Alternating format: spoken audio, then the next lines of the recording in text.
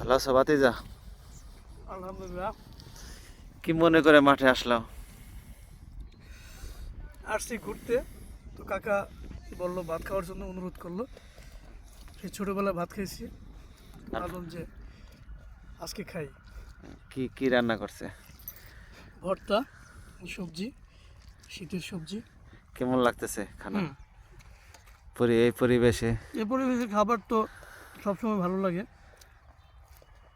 যেহেতু মিষ্টি মিষ্টি গরম, হ্যাঁ, মিষ্টি রোদ, হালকা শীত শীত না, হুম হুম খুবই ভালো লাগতেছে। তো কাজ কেমন চলতেছে ভাতিজা? ডিজিটাল পদ্ধতি খুব সুন্দর লাগতেছে। কিছু ভিডিও আর ছবি তোলার উদ্দেশ্যে এসেছো মাঠে না? হ্যাঁ হ্যাঁ, এই উদ্দেশ্যে কাকার সাথে দেখা, কাকার অনুরোধে। অনুরোধে হুম ভাত খেতেছো না? হুম পানি আছে না? হুম, পানিও আছে খুব। তাহলে সুন্দরভাবে খাও নাকি? আস্তে আস্তে খাও। ইনশাল্লাহ। মাঠে প্রচুর কাজ চলতেছে। এই জায়গাটা হলো এখন বর্তমানে দোব।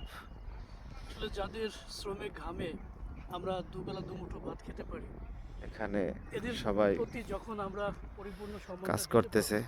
সেদিনই দেশ পেঁয়াজ বিশ্বের বুকে রসুন, মাথা তুলে দাঁড়াবে। খুব সুন্দর পরিবেশ।